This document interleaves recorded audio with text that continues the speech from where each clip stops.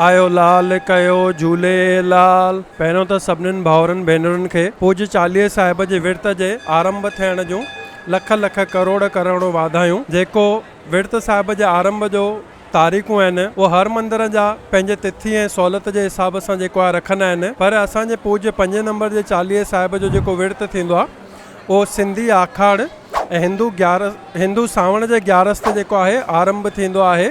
जेको बि सही शुभ चौगड़ियो निकिरंदो आहे, शुभ समय निकिरंदो आहे, उन समय जे अनुसार ई जेको आहे विर्त जी पूजा करे ऐं विर्त जो आरंभ थींदो आहे।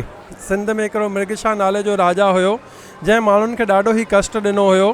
तॾहिं सभिनीनि वञी करे जेको आहे दरिया शाह खे पुकारियो हुयो, 40 ॾींहं विर्त रखियऊं। तॾहिं लाल साईं जेको आहे वरुण अवतार वठी करे सभिनीनि जो बेड़ो पार लॻायो हुयो। ता लाखों इहा मान्यता आहे त जेके बि माण्हू पूज्य लाल साईं जो 40 साहिबनि जो विर्त रखंदा आहिनि त लाल साईं उन्हनि जूं सभई आशूं पुॼाईंदा आहिनि, उन्हनि जो बेड़ो पार लॻाईंदा आहिनि। त माण्हू जेको आहे अखो खणी करे अची करे दरिया ते विनती कंदा आहिनि।